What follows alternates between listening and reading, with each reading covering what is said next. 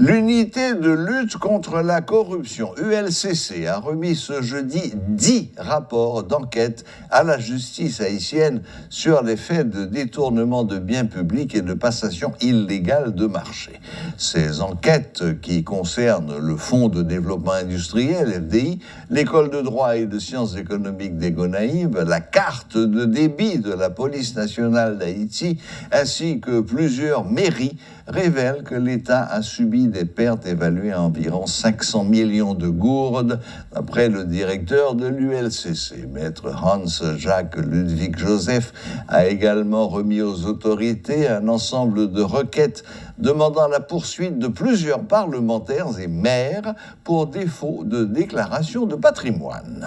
Pour cet exercice fiscal, nous remettons à la justice 10 rapports d'enquête sur des faits avérés, bien argumentés,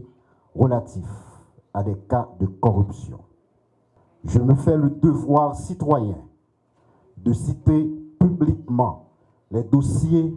qui vont être remis à l'issue de cette cérémonie. Il s'agit d'enquêtes sur des faits de détournement des biens publics, de passation illégale de marché, de concussion, de faute de gestion, d'abus de fonction, entre autres, qui concernent le Fonds de développement industriel FDI, les mairies de Petit Gouave, de Fort-Liberté, d'Anse Rouge, de Saint-Raphaël, de Cerca-Cavaral, la carte de débit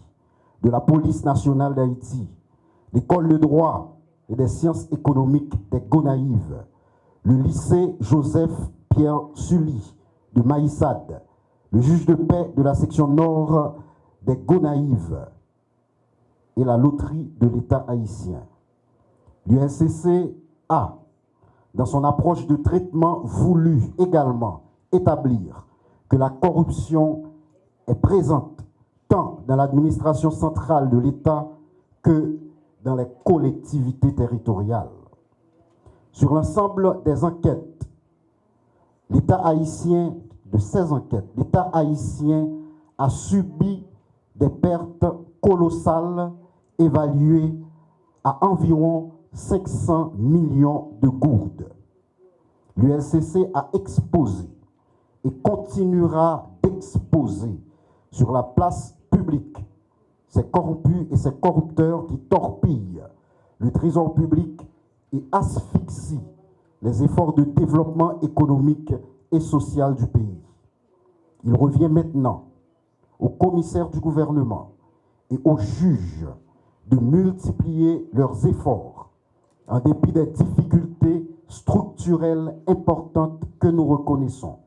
pour permettre à l'État de recouvrer ses avoirs et également pour sanctionner avec la rigueur de la loi des ennemis, ces ennemis de la République. L'ULCC continue de solliciter de la justice les sanctions appropriées pour les personnalités politiques et les agents publics qui ont, de manière délibérée, décidé de violer la loi. Sur cette base, en plus de ces 10 rapports d'enquête, je remets à la justice aujourd'hui un ensemble de requêtes demandant la poursuite d'un ensemble de parlementaires et de maires pour défaut de déclaration de patrimoine. Cette liste,